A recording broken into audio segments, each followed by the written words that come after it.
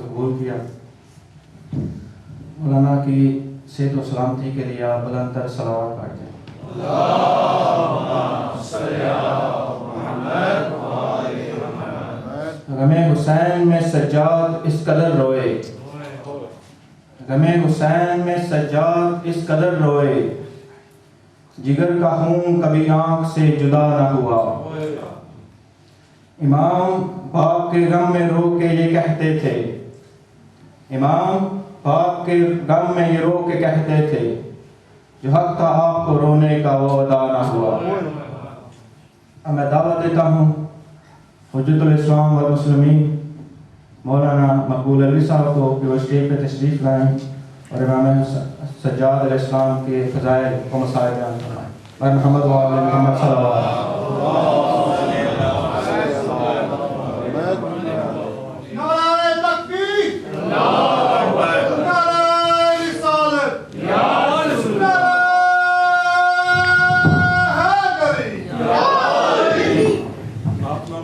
سے گزارش کروں گا کہ آپ تھوڑا تھوڑا سا آگے آ جائیں پلیز۔ بر محمد و آل محمد صلوات۔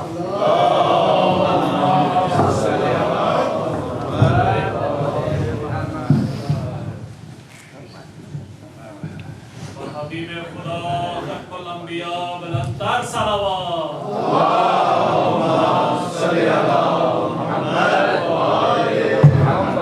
رائے خوشنودی حضرت زہرا سلام اللہ علیہا بلند تر صلوات۔ صلی علی محمد و آل محمد۔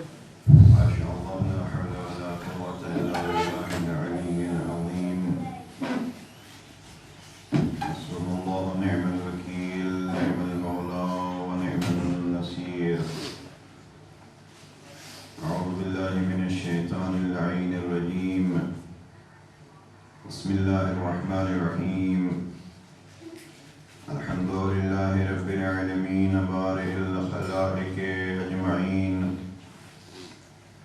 الصلاة والسلام على سيد الأنبياء والمرسلين سيدنا ونبينا وطبيب قلوبنا وشفيع ذنوبنا مولانا ومولى الكونين جد الحسن والحسين أبي القاسم محمد اللهم صل على محمد وآل محمد وعلى آله الطيبين الطاهرين المعصومين الغر الميامين المنتجبين المكرمين المظلومين الذين قال الله تبارك وتعالى في شأنهم إنما يريد الله ليذهب عنكم الرجس أهل البيت ويطهركم تطهيرا اللهم صل على محمد وآل محمد ورحمة الله على محبيهم ومواليهم وشيعتهم أجمعين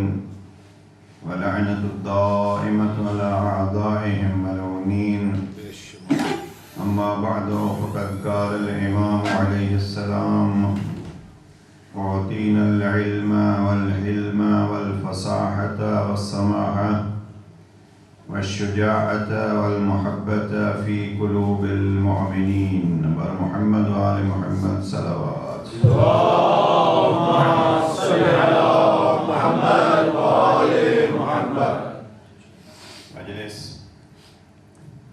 اس ہستی کی یاد کی مجلس ہے کہ جس نے مجلسوں کی بنیاد رکھی۔ آل محمد کے دوسرے علی پیغام جناب سید الشہداء کے وارث، دین الہی کے محافظ اور وقت کے فرعونوں کے درباروں میں پیغام کربلا سنانے والے امام سید سجاد ہیں۔ اللهم صل على محمد وآل محمد۔ امام علی مقام کا مسجد اموی میں بیان کردہ خطبہ، اس کے چند جملات آپ حضرات کے سامنے پیش کرنا چاہتا ہوں۔ اور میری جوانوں سے گزارش ہے کہ آپ دیکھیے کربلا نے شیعیت کو کیا جرت اور ہمت عطا فرمائی ہے، اس پہ ذرا غور کیجئے۔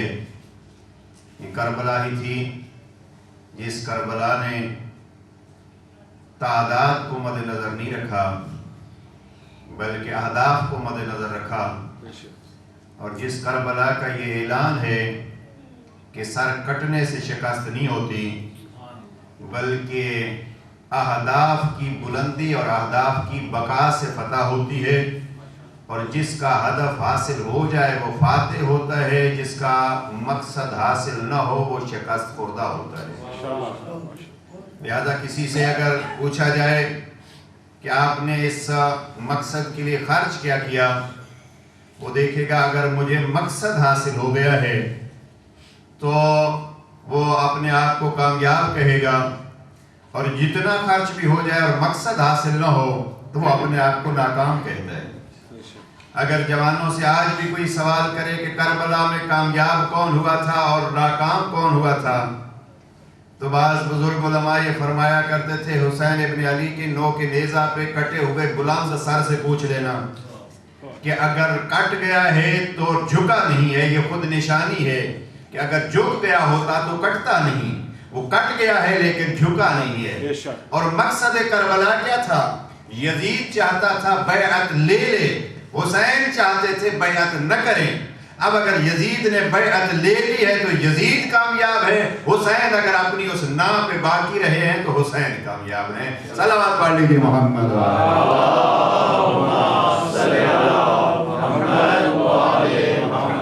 ویسے جناب سید سجاد سے ایک شامی نے پوچھا تھا، ابراہیم ابن طلحہ، اس نے جناب سید سجاد سے پوچھا تھا کہ کامیاب کون ہوا اور ناکام کون ہوا؟ بعض بزرگ خطبہ اور علماء یہ فرماتے تھے اگر ایک ہی جملہ سید سجاد کا یہ ہوتا اور یہ خطبہ نہ ہوتا تو بھی امام کی عظمت کے لیے بس تھا، اور وہ جملہ کیا تھا؟ جب ابراہیم ابن طلحہ نے دمشق کے اس بازار میں اور مشکل حالت میں پوچھا سید سجاد فاتح کون ہوا اور شکست کیسے ملی ہے، تو جناب سید سجاد فرماتے ہیں جب مؤذن آذان دے تو مؤذن کی آذان کی صداؤں سے پوچھ لینا فاتح کون ہوا ہے اور شکست خوردہ کون ہے۔ یعنی کیا امام نے سارا مفہوم کربلا بھی، مقصد کربلا بھی اور بقائے کربلا بھی ایک جملے میں بیان کر دی کہ فاتح وہ ہے کہ جس نے اپنے مقصد کو بچا لیا ہے۔ امام فرماتے ہیں اور عجب لفظ ہے امام کا کہ آذان بلند ہو تو اس آذان کی صداؤں سے پوچھ لینا کہ فاتح کون ہے اور شکست خوردہ کون ہے۔ گویا امام نے یہ اعلان کر دیا آذان کی بقا کے ضامن ہم ہیں۔ اور اب اگر اذان کو آپ دیکھیے، یقیناً آپ نمازی حضرات تشریف فرما ہے اور ہر شیعہ یقیناً نمازی ہوتا ہے، اس لیے کہ نماز ہی تو ہے جس نے کربلا میں ایک بہترین نمونہ پیش کیا ہے۔ اور میں بلکہ کہتا ہوں کربلا والے وہ ہیں جنہوں نے نماز کو بچا کے دکھایا ہے۔ اور ایک ہمارے مرحوم شاعر نے بڑا خوب کہا کہ بچا گیا ایسے سجدہ حسین کا ورنہ، بچا گیا ایسے سجدہ حسین کا ورنہ نماز عصر سے پہلے ہی مر گئی ہوتی۔ یہ ایسے جناب سید الشہداء کا سجدہ بچا گیا ہے۔ اور اس موضوع پہ، نماز کے موضوع پہ میں نہیں جاتا، میں اذان کی گفتگو کر رہا ہوں کہ جناب سید سجاد فرماتے ہیں آذان بلند ہو تو آذان کی صداؤں سے پوچھ لینا کامیاب کون ہوا ہے اور ناکام کون ہوا ہے۔ اب اگر آذان کو دیکھیے، آذان بھی کیا ہے؟ آذان کی بقا سید سجاد فرماتے ہم ضامن ہیں اور ہمارا مقصد تھا۔ آذان میں کیا ہے؟ آذان میں پہلے بھی آپ 4 مرتبہ تکبیر کہتے ہیں، اللہ اکبر کہتے ہیں، پھر اس کی وحدانیت کی گواہی 2 دفعہ یہاں دیتے ہیں، پھر آذان کے آخر میں 2 دفعہ پھر اللہ اکبر کہتے ہیں، اور پھر اس کی وحدانیت کی گواہی دیتے ہیں لا الہ الا اللہ، لا الہ الا اللہ۔ آذان شروع ہوتی ہے اللہ اکبر سے اور ختم ہوتی ہے لا الہ الا اللہ پہ۔ جناب سید الشہداء کے یہ فرزند ارجمند فرماتے ہیں آذان کی صداؤں سے پوچھ لینا کامیاب کون ہوا ہے اور ناکام کون ہوا ہے۔ یعنی اگر تکبیر بچ گئی تو ہم کامیاب ہیں، اگر لا الہ الا اللہ کا کلمہ بچ گیا تو ہم کامیاب ہیں، اگر آپ نے اس کو مٹا دیا ہے تو آپ کامیاب ہوئے۔ صلوات پڑھ لیجیے محمد وآلہ۔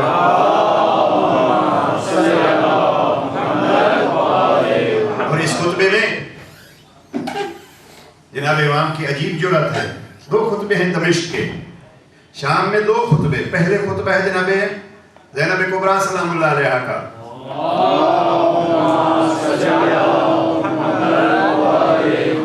دربار یزید میں بی بی کا خطبہ ہے، اور جناب سید سجاد کا خطبہ دربار میں نہیں ہے.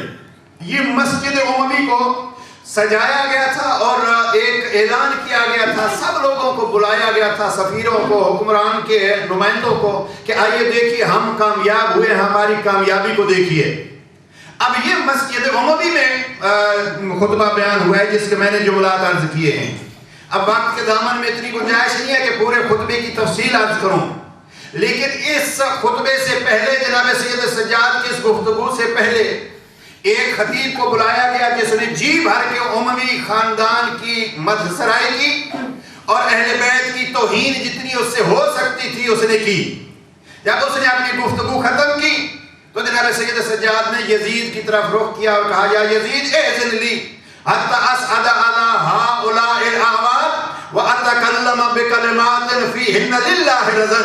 یزید مجھے اجازت دے میں لکڑیوں کے اس ڈھانچے پہ بیٹھ کے کوئی ایسی گفتگو کروں، کچھ ایسے کلمات ادا کروں للہ فیہن رضا، جن کلمات کی ادائیگی سے رب راضی ہوتا ہے.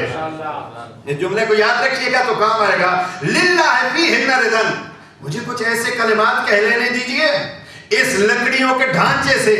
جناب امام نے جہاں آل محمد کے خلاف باتیں ہوں اس کو ممبر نہیں کہا، اس کو لکڑیوں کا ڈھانچہ کہا. ممبر وہ ہوتا ہے جس میں محمد و آل محمد کی تعریف بیان ہو، اگر ساتھ ہی زینوں کا کیوں نہ صحیح، لیکن اس میں اگر آل محمد کے فضائل بیان نہیں ہوتے تو وہ لکڑیوں کا ڈھانچہ ہے، وہ ممبر نہیں ہے. جناب امام نے استعمال کیا لفظ حتی اسعد، یہاں تک کہ میں بیٹھوں لکڑیوں کے اس ڈھانچے پہ. اور پھر ایک گفتگو ہوئی تفصیلی. کوئی کہتا تھا بیٹھنے تو اس کو، کوئی کہتا تھا نہیں. یزید کے لفظ سنیے، یہ تو آپ جملہ بارہا سنتے ہیں کہ پاک پیغمبر نے جناب امیر علیہ السلام کو علم عطا فرمایا، اور جناب امیر علیہ السلام بار بار فرمایا کرتے تھے زکانی رسول اللہ زکن زکا. علم پیغمبر اکرم نے مجھے یوں دیا ہے جیسے پرندہ اپنے بچے کو کھانا دیتا ہے. لفظ زک استعمال کیا ہے جناب امیر نے، لیکن یہاں ذرا غور فرمائیے، یہاں لفظ زک جناب امیر نے نہیں اور نہ جناب سید سجاد نے، یزید نے استعمال کیا لفظ زک.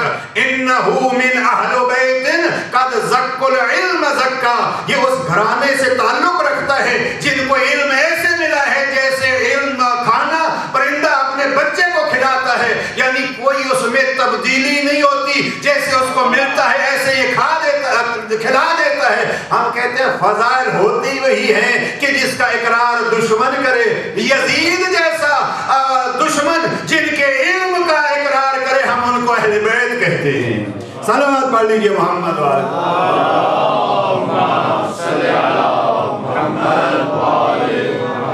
ایک دفعہ پھر صلوات پڑھ لیجئے محمد.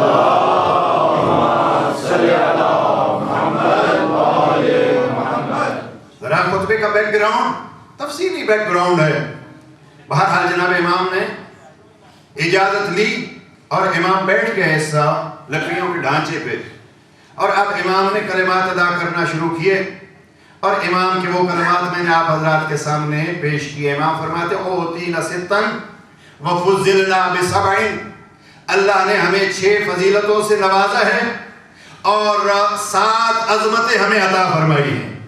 عجب یہ ہے کہ 2 انداز الگ الگ امام نے اپنائے. امام یہ بھی تو کہہ سکتے تھے اللہ کی ذات نے ہمیں یہ 13 چیزیں عطا فرمائی، نہیں، اوتینا ستن وفضلنا بسبعین، 7 چیزیں اس نے عطا فرمائی ہیں اور 6 چیزیں اس نے عطا فرمائی ہیں اور 7 فضیلتیں ہمیں بخشی ہیں. اب وہ 6 چیزیں جو اللہ نے ہمیں عطا فرمائی ہیں ان پہ غور فرمائیے. اگر ان کی وضاحت تو نہیں، اگر ان کا ترجمہ ہی کر سکا. اوتینا ستن، اللہ نے ہمیں 6 چیزیں عطا فرمائی ہیں. کون سی؟ وہ لفظ ذہن میں رہے کہ مجھے وہ کلمات ادا کرنے دے جن کلمات کی ادائیگی سے فیہن للہ رضا، جن کلمات کی ادائیگی سے رب راضی ہوتا ہے. اب سنیے وہ کلمات کیا ہیں. امام فرماتے ہیں اوتینا العلم، اللہ نے ہمیں علم عطا فرمایا ہے، اللہ نے ہمیں علم عطا فرمایا ہے، اللہ نے ہمیں سخاوت عطا فرمائی ہے، اللہ نے ہمیں فصاحت عطا فرمائی ہے، اللہ نے ہمیں شجاعت عطا فرمائی ہے، اور اللہ نے مومنوں کے دلوں کی محبت ہمیں عطا فرمائی ہے. یہ 6 چیزیں امام فرماتے ہیں اللہ نے ہمیں عطا فرمائی ہیں. وَفُضِّلْنَا، اور جو چیزیں اللہ نے ہمیں فضیلت کے طور پر بخشی ہیں. مِنَ النَّبِيُّ الْمُخْتَارُ مُحَمَّدًا، اللہ کا چنا ہوا نبی مختار ہم میں سے ہے. وَمِنَ الصِّدِّيقِ، اس نبی کی تصدیق کرنے والا علی ہم میں سے ہے. وَمِنَ الطَّيَّارِ، بازو کٹا کے جنت میں محو پرواز تیار ہم میں سے ہے. وَمِنَّا اسد اللہ واسد رسول، اللہ اور اللہ کے رسول کا شیر حمزہ ہم میں سے ہے. منا سبتا یا ہذہ الامہ، اس امت کے 2 سبتین حسن و حسین ہم میں سے ہیں. ومنا مہدی ہذہ الامہ، اور قیامت تک اس امت کی ہدایت کا ضامن مہدی برحق ہم میں سے ہے. صلوات پڑھ لیجئے محمد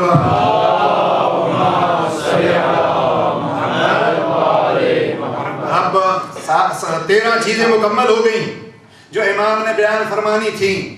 اب ان کی وضاحت اب نہیں ہے وقت کے دامن میں گنجائش کے. پھر جناب امام نے میری نگاہ میں ایک ساتھ ایک جگہ پہ اتنے فضائل اگر کسی نے امیر المؤمنین کے بیان کیے ہیں تو وہ خطبہ سید سجاد ہے. اور اکثر ہمارے ہاں چونکہ ایک سلسلہ ہی بدل چکا ہے، ہم اپنے ذہن کے مطابق فضائل بناتے ہیں پھر پیش کرتے ہیں. اور جب ہمارا ذہن ہوتا ہے چھوٹا، اب مجھے کیا معلوم، ہم سمجھتے ہیں ہم نے 4 سال 6 سال 10 سال 20 سال 50 سال یا اپنی چھوٹی سی زندگی اگر اس راہ میں خرچ کر دی، ہم سمجھتے ہیں ہم آل محمد کو سمجھنے والے بن گئے ہیں. نہیں، آل محمد کو سمجھنا آپ کے بس کی بات ہی نہیں ہے. اگر آل محمد کی حقیقت پوچھنی ہے تو یا اللہ کے کلام سے دیکھو یا محمد و آل محمد کے فرمان سے دیکھو. اس وقت ہمارے ہاں کمزوریاں کیوں ہوتی ہیں؟ کمزوریاں اس لیے ہوتی ہیں، میں بیٹھوں گا میں سمجھوں گا میں نے بڑے فضائل کا دریا بہا دیے. ہاں، انیس مرحوم کہتا ہے کیا بڑھا جو قطرے چند ملا دیے. ہاں، یہ ہم چند قطرے ملاتے ہیں، لیکن بعض اوقات چونکہ ہم اپنے ذہن کے حساب سے سوچتے ہیں، ہم فضائل میں کمی و کوتاہی کر جاتے ہیں، ہم افراط و تفریط کر جاتے ہیں. لہذا ضروری ہے کہ آل محمد کے فضائل یا اللہ کے کلام سے یا ان کے اپنے فرمان سے. اب بعض لوگ کہتے ہیں جی قرآن مجید میں جناب امیر کی شان میں 300 آیات ہیں.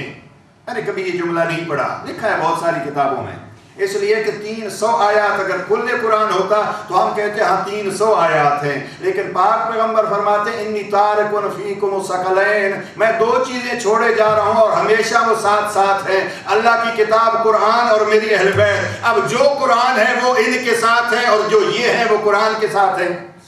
لہذا اس کو محدود کرنا 300 آیات میں. یا جناب پاک پیغمبر کا ایک بڑا مشہور فرمان ہے علی مع القرآن والقرآن مع علی، علی قرآن کے ساتھ ہے اور قرآن علی کے ساتھ ہے. میں کبھی کبھی کہا کرتا ہوں پروردگار یہ تیرے محبوب نے کیا فرمایا ہے، علی مع القرآن والقرآن مع علی، علی قرآن کے ساتھ ہے اور قرآن علی کے ساتھ ہے. ایک دفعہ ہی بات کہہ دیتے تو کافی تھی. فرمایا نہیں سنو تو صحیح، جناب پیغمبر اکرم نے انداز کیا اپنایا. پہلی دفعہ کہا ہے علی مع القرآن، علی ہے اور پھر قرآن ہے. بات سمجھ آ رہی ہے؟ صلوات پڑھی محمد و آل محمد.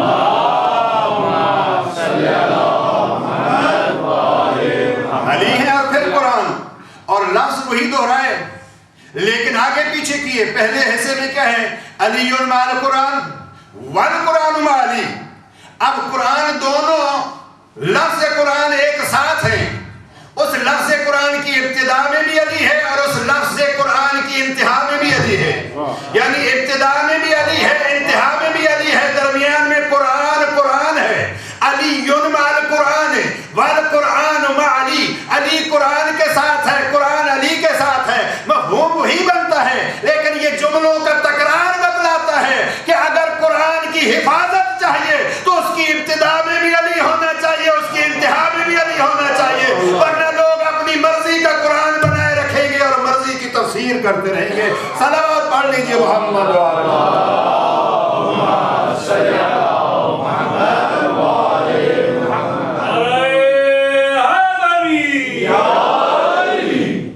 ایک دفعہ پھر صلوات پڑھ لیجئے. اللہم صلی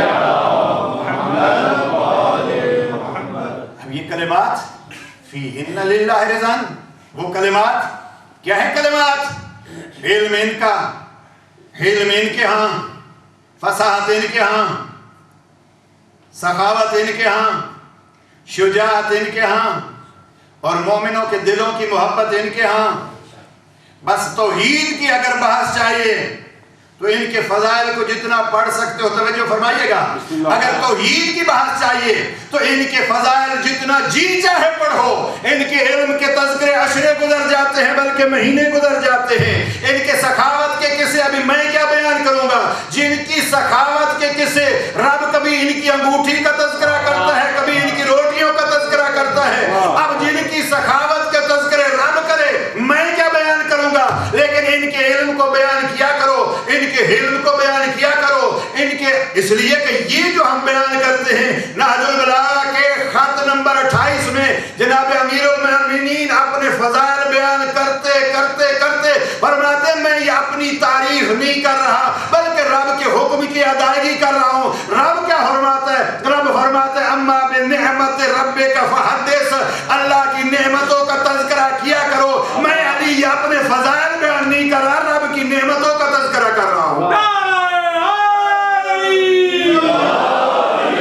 ذرا دیکھیے گا جا کے نہج البلاغہ دوسرا حصہ خط نمبر 28، عجیب عجیب فضائل ہیں۔ میں عرض یہ کر رہا تھا کہ ان کے فضائل کو بیان کرو، اور علم، ان کا علم، ان کی سخاوت، ان کی فصاحت، ان کی شجاعت۔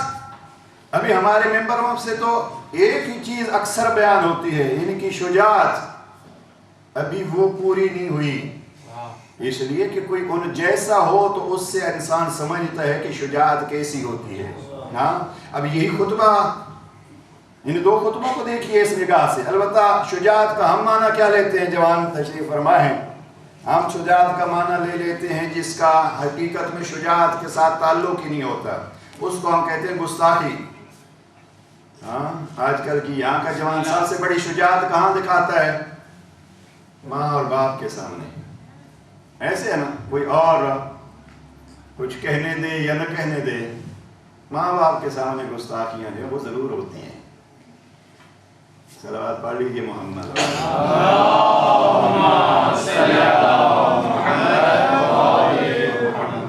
اب سید سجاد نے یہاں سخاوت، شجاعت بیان کی، اور شجاعت اس انداز میں کہاں جناب امام نے خطبہ بیان کیا؟ یزید کے اس پورے اجتماع میں۔ اور کیا کیا چیزیں بیان کی؟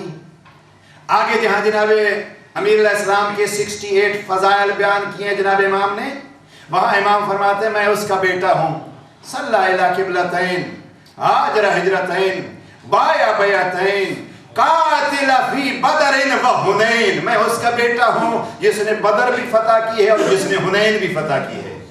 یہاں جناب امیر کے اس فرزند ارجمند نے اپنے بابا کی شجاعت کا تذکرہ کیا ہے، میں اس کا بیٹا ہوں کہ قاتل بدر و حنین، جو بدر میں بھی لڑا اور حنین میں بھی لڑا۔ اگر آپ تاریخ کو دیکھیں تو بدر ابتدائی جنگ ہے اور حنین آخری جنگ ہے، اور اس بدر میں کمال یہ ہے کہ اسی خط نمبر 28 میں اور خط نمبر 10 میں جناب امیر المومنین نے نہج البلاغہ میں 3 دفعہ حاکم شام کو پکار کے کہا، حاکم شام چھوڑ ان لوگوں کو مرنے مرانے سے میرے مقابلے میں خود نکلا، تاکہ ہم دیکھیں کون بہادر ہے، کس کے دل پہ زنگ چڑھ چکا ہے، آ چھوڑ مرنے مرانے سے اور مجھے پہچان لے میں ہوں کون، انا قاتل جدے کا و خالے کا و اخی کا یوم بدر، میں وہی ابو الحسن ہوں جس نے بدر میں تیرے نانا کو، تیرے ماموں کو، تیرے باپ کو، تیرے بھائی کو قتل کیا تھا، اور وہی تلوار آج بھی میرے ہاتھ میں موجود ہے۔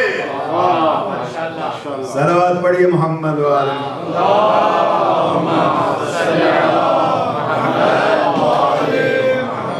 جہاں ضرورت ہوتی ہے حق کہنے کی، ہمارے ہاں جہاں ہمارے مفاد میں ہو علی علی کہنا، وہاں تو ہم کہتے ہیں علی علی کہیے۔ سب سے بڑا دشمن ہمارا کون ہے؟ سوچ لیجئے، صلوات پڑھ لیجئے محمد والے۔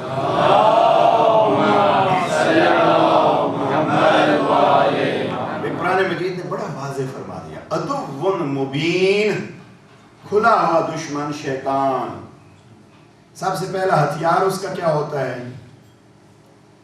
میں الہ ہوا، یہ خواہش، یہ تمنا، یہ نفس جس کو میں اکثر ترجمہ کرتا رہتا ہوں میں، ہاں نفس شیطان کا بہترین ہتھیار میں. خطیب بھی سب سے بڑا میں، عالم بھی سب سے بڑا میں، عزادار بھی سب سے بڑا میں، نمازی بھی سب سے بڑا میں. سب میں یہ ہے نا، ہر دوسرے کو حقارت کی طرف سے نگاہ سے دیکھنا. 4 لفظ میں نے یہاں سے ممبر سے کہہ لیے اور آپ نے داد دے دی تو میں سمجھتا ہوں بس سب سے بڑا علامہ بھی میں. اور کسی نے 2 ہاتھ سینے پہ مار لیے، نے کہا سب سے بڑا ماتمی میں. حسین ابن علی کا فرزند، ان سے بڑا کوئی عزادار ہے؟ جرت کہاں ضرورت ہے؟ جرت ہے دشمن عدو مبین کے مقابلے میں. اور عدو مبین کے مقابلے میں جرت اور ہمت یہ ہے کہ ہم میں سے ہر ایک یہ کہے کہ دوسرا ہم سے بڑا ہے. جناب امام امیر المومنین فرماتے ہیں مومن اور منافق کی نشانی کیا ہے؟ مومن وہ ہوتا ہے جو اپنے بہت سارے عمل کو تھوڑا حساب کرتا ہے. ذرا توجہ فرمائیے، حدیث کا ترجمہ کر رہا ہوں. مومن وہ ہوتا ہے جو اپنے بہت سارے عمل کو تھوڑا حساب کرتا ہے اور دوسروں کے تھوڑے سے حساب کو تھوڑے سے عمل کو بہت سارا حساب کرتا ہے. اور منافق وہ ہوتا ہے جو خود تھوڑا سا کام کرتا ہے اور اس کو بڑا بنا کے پیش کرتا ہے اور دوسرے بہت سارے کام کرتے ہیں اس کو یہ تھوڑا سا پیش کرتا ہے. اب ہمیں دیکھنا ہے ہم کس حساب سے آتے ہیں. میں اگر چھوٹا سا کام خود کروں چونکہ میں اس میں شامل ہے لہذا وہ بڑی چیز ہو گئی، اور اگر کوئی دوسرا بہت بڑا کام کر دیتا ہے دین کی خدمت میں چونکہ وہ اور ہے اور میں اور ہوں لہذا میں کے مقابلے میں اس کے بہت بڑے کام کو حقیر سمجھتا ہوں. دیکھنا یہ ہے کہ ہم امام کے فرمان پر عمل کر رہے ہیں یا اپنے اس نفس اور میں کو فالو کر رہے ہیں. دیکھنا یہی ہے. اور اس کا علاج اگر یہ ہستیاں خود نہ بتلائیں. جناب سیدہ زینب کبریٰ سلام اللہ علیہا کا خطبہ دیکھیے. وقت نہیں ہے کہ میں اس خطبے کی طرف جاؤں، وہ بھی جرت بھرا خطبہ. یہ جرت بھرا خطبہ. ایک لفظ ہے جناب سیدہ کا، یہاں جناب امام کے لفظ دیکھیے بے بدر و حنین. بدر کا تذکرہ عزیزان کسی سے دشمنی ہو تو وہ جو دشمنی کے پہلو ہیں ان کو چھپایا جاتا ہے، بیان نہیں کیا جاتا. سید سجاد کو جو دشمنی تھی یزید سے وہ امام علی اعلان بیان کر رہے ہیں. ہم ہیں آپ کے اجداد کے قاتل جو انہوں نے بدر میں اور حنین میں آپ کے آباء و اجداد کو قتل کیا ہے اور ان کے ساتھ دشمنی کی ہے. اور جب جناب سیدہ کے خطبے کی باری آتی ہے بی بی فرماتی ہے یبنۃ لکا، یہ ہمارے آزاد کردہ غلام کے بیٹے. اب یہ ہے جرت، یہ ہے شجاعت جو اللہ نے ان کو عطا کی ہے. اور میں آج یہ کر رہا تھا سارے فضائل ان کے بیان کرتے رہیے، علم و حلم و فصاحت و شجاعت و محبت. ایک جملہ یاد رکھیے سید سجاد کا، اور وہ جملہ کیا ہے؟ اعطینا، ہم لینے والے ہیں وہ کریم دینے والا ہے. ہم لینے والے ہیں وہ دینے والا ہے. اس لیے سید سجاد اپنی دعاؤں میں فرماتے ہیں انت المعطی و انا السائل، تو دینے والا ہے میں لینے والا ہوں. عجیب پروردگار کے عظمت کو اور عطیے کو یاد کیا. یہ کھانا، یہ کپڑا، یہ لباس، یہ گھر، ان چیزوں کو نہیں یاد کیا. جناب سید سجاد نے فرمایا وہ دیتا ہے اور ہم لیتے ہیں. اب جیسا وہ دیتا ہے ایسے لینے والے عظیم ہونے چاہیے. وہ کھانا، وہ غذا، وہ لباس، وہ روٹی، وہ تو پرندوں کو بھی دے دیتا ہے جو صبح اٹھتے ہیں شام کو سیر ہو کے آ جاتے ہیں. کریم اللہ وہ ہے جو ہماری عظمت اس انداز سے بیان کرتا ہے. ہمیں علم دیتا ہے، ہمیں حلم دیتا ہے، ہمیں فصاحت دیتا ہے، ہمیں شجاعت دیتا ہے. اب یہ موضوع بڑا وسیع ہے. کس کس کو علم دیا؟ ابراہیم کو حلیم کہا، جناب ہارون کو فصیح کہا. اور کس کس کے لیے یہ لفظ قرآن مجید میں استعمال ہوئے؟ بس فقط اشارہ میں نے کر دیا ہے. کوشش کیجئے ان خطبات کو پڑھیے، یہ ہمارا سرمایہ ہے. اور میں جوانوں سے یہ عرض کروں کہ پھر ان خطبات کو لے کے کیا کریں؟ آج کی دنیا والوں کو بتلائیں. دیکھیے یہ ہمارے ائمہ کے فرامین ہیں. سید سجاد کی نسبت اور ہمارے پاس موجود بہترین خزانہ کیا ہے؟ تحریری طور پر سید سجاد کے صحیفہ سجادیہ کو یاد رکھیے. عجیب عجیب ایک مصری عالم ہے، وہ کہتا ہے سید سجاد نہ ہوتے تو ہمیں رب سے باتیں کرنے کا طریقہ ہی معلوم ہے. اور جو حضرات سنتے ہیں اہل سنت علماء کو دیکھیے، یہ میں نے خود گفتگو یہ سنی، طارق جمیل تبلیغی جماعت کے ایک بہت بڑے لیڈر ہیں، میں نے خود ان سے سنا اور مجھے کسی ساتھی نے سنایا. یہ دیکھیے مجھے بڑا تعجب ہوا، اور میں نے 4-5 ویک پہلے کئی مہمان تھا کسی کے گھر میں تو انہوں نے مجھے وہ اس کا کلپ سنایا، مجھے بڑا تعجب ہوا. وہ کہتا ہے کہ اگر رب کے دربار میں اور رب کے در پہ دستک دینی ہے اور اس کریم رب کا دروازہ کھلوانا ہے تو آؤ میں آپ کو ڈھنگ بتلاتا ہوں کہ آپ رب کا در کیسے کھلوا سکتے ہیں. آؤ حسین ابن علی کے فرزند سید سجاد کی دعاؤں کو دہرائیں. اور اس نے پھر چند دعائیں پڑھی، ان دعاؤں کو دہرائیں تاکہ پتہ چلے رب کس کے کہنے پہ دروازے کھولتا ہے. ماشاءاللہ یہ چیز یہ ہمارا فریضہ بنتا ہے. ہم اگر دنیا والوں کو بتلائیں دیکھیے یہ ہے سید سجاد کی دعائیں، تو پھر ہم تبلیغ کا حق ادا ہوگا. نوحوں کی اس بلند آواز میں نے کسی ہمارے پاکستان کے پچھلے دنوں میں پاکستان کے کسی شاعر کو یہ کہا تھا، ہو سکتا ہے آپ نہج البلاغہ کو اشعار میں ڈھالیے، اس لیے کہ کلام علی اگر آپ کی زبانوں پہ آئے گا کتنا عظیم فضائل کا ایک سمندر ہوگا.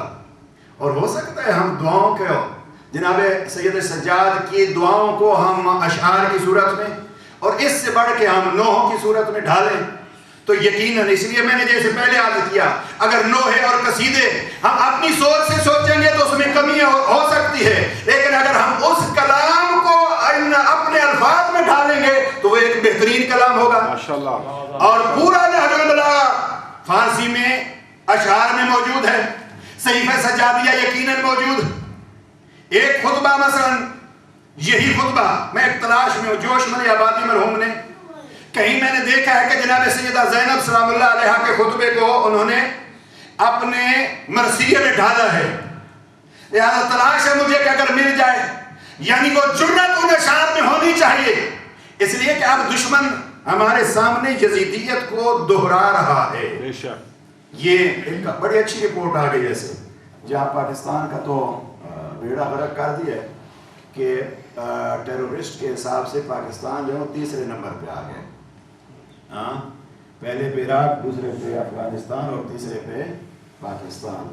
لیکن ساتھ اس رپورٹ میں یہ ہے کہ جو 61% دہشت گردی کی ہے یا وہ طالبان نے کی ہے یا داعش نے کی ہے یا القاعدہ نے کی ہے، اور یہ سارے جو ہیں وہ ایک مخصوص نظریے سے تعلق رکھتے ہیں.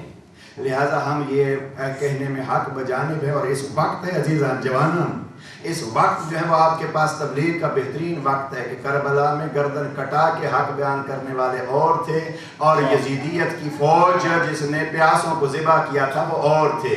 ہم شیعہ وارث اس گھرانے کے ہیں جنہوں نے دشمن کی فوج کو بھی پانی پلا کے کہا تھا کہ آپ دشمن ہی صحیح لیکن ہم آپ کی پیاس بجھانے والے ہیں. پیاس بجھانا اور ہے اور پیاسوں کو شہید کرنا اور ہے. بتلائیے دنیا والوں کے کہ ہم کون ہیں. اور میں بس یہاں گفتگو سمیٹ رہا ہوں کہ جناب سید سجاد نے اس دربار میں اپنا تعارف کرایا. یہ جملات جناب امام نے کہے اور پھر امام فرماتے ہیں من عرفنی فقط عرفنی ومن لم یعرفنی فانبعته عن حسبی ونسبی. جو ہمیں پہچانتا ہے، جو نہیں پہچانتا میں سید سجاد اس کو بتلا رہا ہوں میرا حسب کیا ہے، میرا نسب کیا ہے.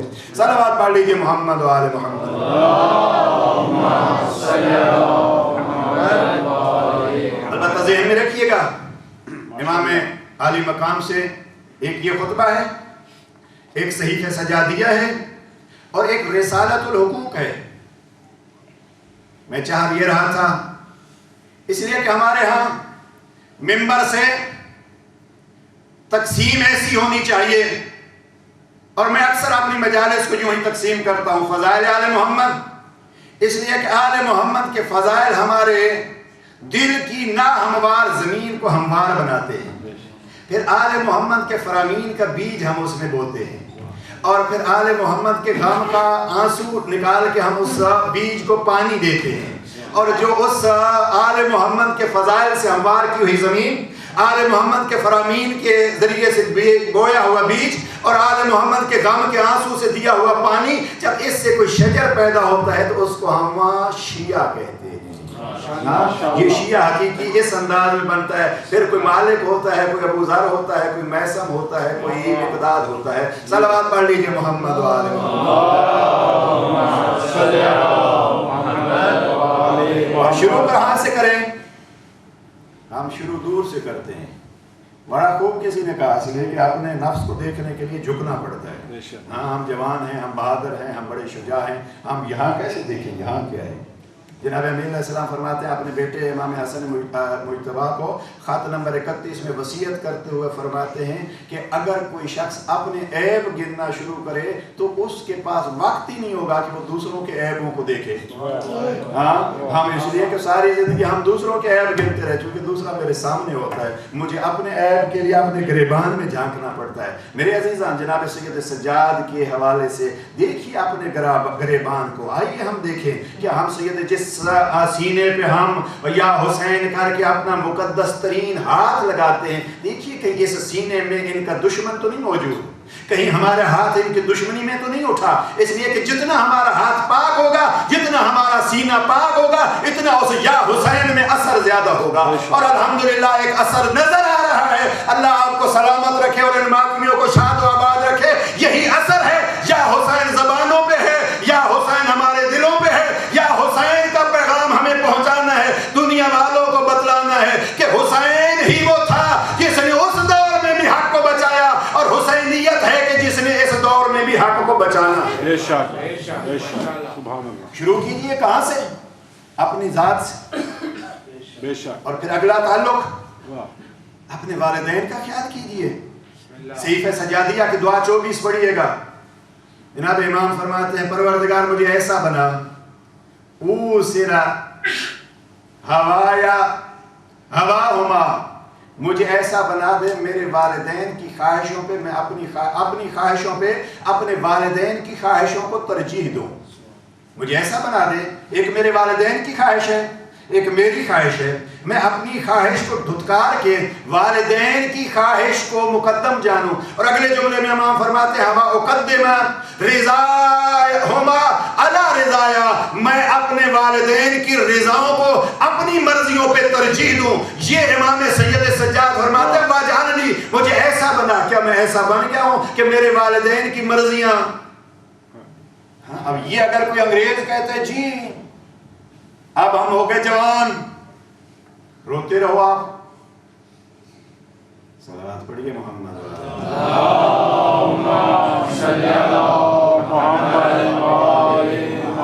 کیا میرے کردار کی وجہ سے، میری گستاخی کی وجہ سے، میری بے توجہی کی وجہ سے کہیں میں نے اپنے والدین کو ناراض تو نہیں کیا؟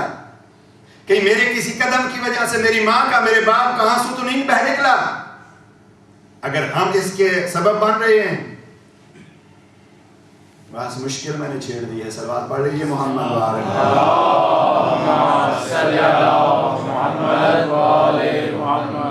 یہی مشن لے کے، یہی تو حق ہے، اور اس حق کو جا کے پڑھیے گا رسالت الحقوق میں۔ جناب امام فرماتے ہیں ماں کا حق بیان کرتے ہوئے تفصیلی حق، امام فرماتے ہیں یاد رکھ فقط ماں ہے جس نے تجھے وہاں اٹھایا کہ فقط ماں ہی وہاں اٹھا سکتی ہے، فقط ماں ہی وہاں اٹھا سکتی ہے۔ اور باپ کے بارے میں فرماتے تو دیکھ انہو اصل و حقا، وہ تیرے ہر اچھائی کی بنیاد تیرا باپ ہے، وہ نہ ہوتا تو تو نہ ہوتا۔ سید سجاد کے رسالت الحقوق میں آئیے، اب تک اگر ہم دین سے دور ہیں، سید سجاد کو واسطہ بنا کے اس کریم اللہ کو کہتے ہیں وہ تیرا بندہ کس انداز میں تیرے دربار میں آہ و بکا کرتا تھا، کیسے سجدے کرتا تھا، کہ اس کے باپ کا سجدہ تو تاریخ میں جو ذکر ہے، لیکن اس کا ایک سجدہ تھا جس نے تاریخ میں آج تک اپنا نام باقی رکھا ہے، لیکن سجاد یہ بن گیا سید سجاد. اب کیسے کیسے سجدے کیے, کیا کیا اس امام کے اوپر گزرا. میں یہ عرض کروں گا عزیزان, 2 آنسو بہا کے یہ مت کہا کیجئے کہ ہم نے حق عزاداری ادا کر دیا. کبھی زیارت ناہیہ پڑھی ہے؟ 255 ہجری میں 12ویں امام کی ولادت ہوتی ہے. اب 1436 ہجری آ گئی ہے. 1200 کے قریب سال زیارت ناہیہ میں امام فرماتے ہیں یا جدہ اب کی کا صباحن و مسا بدلت دموع دمہ. اے بابا میں صبح بھی آپ کو روتا ہوں, شام کو بھی آپ کو روتا ہوں. اور عجب درد بھرے لفظ ہیں زیارت ناہیہ کے, بدلت دموع دمہ. لوگ آنسو روتے ہیں, میں خون روتا ہوں. آپ اگر کبھی سنتے ہیں یا ہم بیان کرتے ہیں اور کوئی اور سنتا ہے تو وہ کہتا ہے کیسے ہو سکتا ہے کہ 35 سال تک سید سجاد روتے رہے. ہم یہ کہتے ہیں 35 سال تو ان کی زندگی تھی, ہم تو یہی کہتے ہیں ساری زندگی پھر روتے رہے. یہ 35 سال کی قید نہیں, لیکن 12ویں لال ولایت کے یہ لفظ یہی کہتے ہیں جتنی بھی ان کو زندگی ملی وہ روتے رہے. اب میں نہیں آپ عزیزان کے سامنے عرض کر سکتا کہ امام کس کس چیز پر روئے. لہذا اگر ان آنکھوں میں یہ آنسو کی نعمت آ جائے تو شکر الہی ادا کیا کیجئے, اور اگر اس ماحول کی وجہ سے آنکھ میں آنسو نہ آئے نا تو جا کے استغفار کیا کیجئے. کیا ہو گیا میری اس آنکھ کو کہ ذکر ہو رہا تھا سید سجاد کی مظلومیت کا, ذکر ہو رہا تھا زینب کبریٰ کے اس پردے کا, اور میری آنکھ میں آنسو نہ آیا. استغفار کیا کیجئے. اس لیے سید سجاد پر فقط انسان نہیں حیوان روتے رہے. میں کتاب میں دیکھ رہا تھا جب چوتھے امام کی شہادت ہوتی ہے, امام جس اونٹنی پہ حج پہ جاتے تھے نا تو وہ اونٹنی جہاں موجود تھی گھاس کھانا پتے کھانا چھوڑ دیا اور روتی تھی. میں نے کتاب میں پڑھا روتی تھی اور آنسو بہاتی تھی اور اپنا سر زمین پر مارتی تھی, اور آخر میں اس نے مہار توڑوا کے جہاں جناب امام کو دفن کیا جا چکا تھا وہاں اونٹنی چلی گئی. جب اونٹنی وہاں گئی اور اپنا سر پٹکتی تھی اس قبر پر اور اپنے آنسو بہاتی تھی اور اپنے انداز میں گریا کرتی تھی, جناب امام محمد باقر کو بتلایا گیا مولا آپ کے بابا کی سواری کا یہ حالت ہے. عزاداروں پتہ نہیں آپ سمجھ پائے یا نہیں, میں یہ چوتھے امام کے اس اونٹنی کا تذکرہ کر رہا ہوں جس پہ امام حج کے لیے جاتے تھے. ذرا تصور کرو اس ذوالجناح کا جس پہ اتر کے سید سجاد کے بابا بھی زمین پہ اتر کے زمین پر آئے تھے, اور پھر جناب امام کی نشانیاں لے کے جناب سکینہ کے سامنے گھوڑا کھڑا تھا. 5ویں امام سے کسی نے پوچھا تھا مولا وہ ذوالجناح اپنی زبان میں کیا کہتا تھا؟ امام فرما رہے تھے کہتا تھا الظلیمہ الظلیمہ, ہائے مظلومیت ہائے مظلومیت. اب وہ ذوالجلال رو رہا تھا, یہاں اونٹنی رو رہی, اور کس انداز میں امام کو بتلایا گیا مولا یہ اونٹنی بے تاب ہے. امام نے اپنی مسند چھوڑی اور قبرستان بقیع میں آئے جہاں اونٹنی بیٹھی تھی نا, امام نے آ کے اونٹنی کے پاس بیٹھ گئے. آپ دیکھیے ذرا آپ کا کتنا احترام اس امام کی نگاہ میں ہوگا جو امام اونٹنی کو یوں پیار کر رہے ہیں. امام نے اونٹنی کی گردن پہ ہاتھ پھیرنا شروع کیے اور امام نے بھی رونا شروع کیا. اونٹنی بھی رو رہی ہے اور آنسو بہا رہی ہے.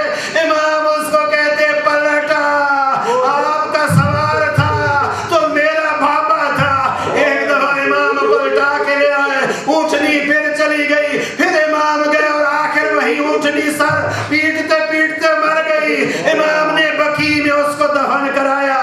یہ فقط ہم نہیں, اس گھرانے کی مظلومیت پہ حیوان بھی روتے ہیں. بس عزیزو 2 جملے سن لو, اب میں کیا پڑھوں کہاں کہاں امام روئے. امام یہی کہتے تھے کوئی ایک جگہ ہوتی جہاں میرا گریا ہوتا, اور ایک جگہ پہ تو امام کہتے کاش میں پیدا ہی نہ ہوا ہوتا. عزیزوں میں اس امام इमाम की मजलूमियत क्या बयान करूं।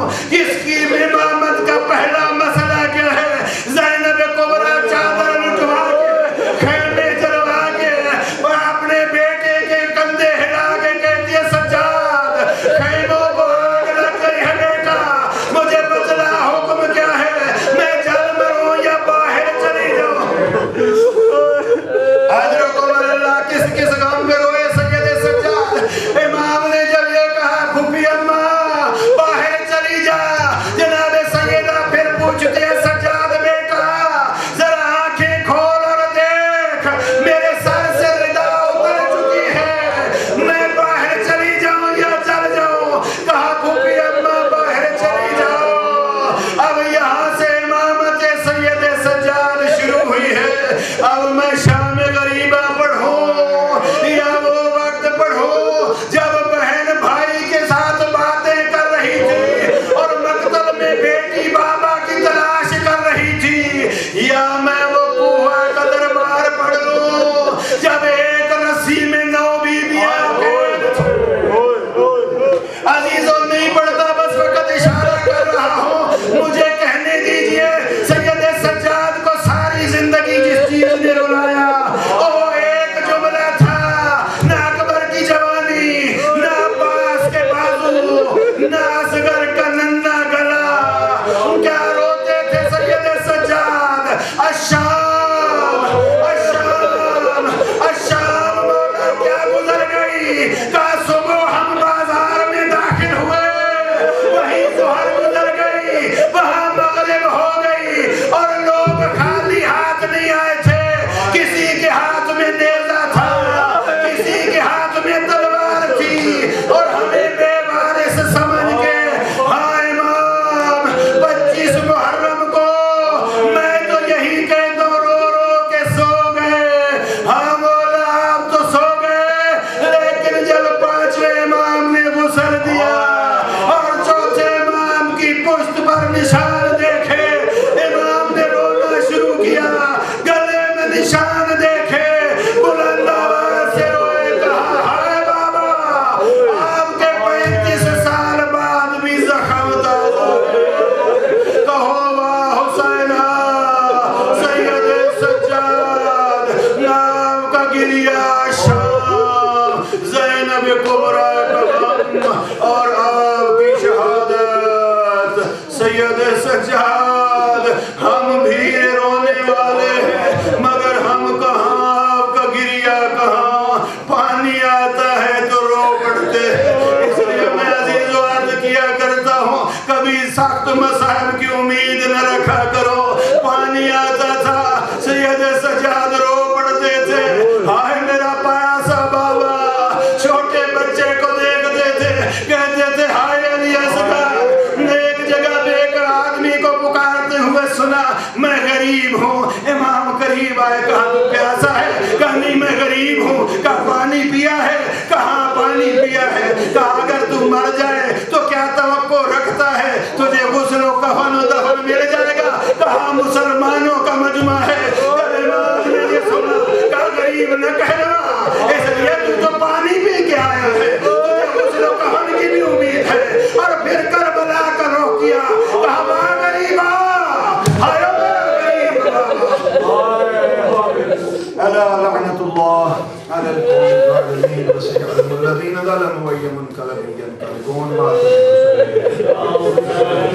Hussein ya Hussein ya Hussein ya Hussein Abid की जवानी नूर यहाँ रख लेना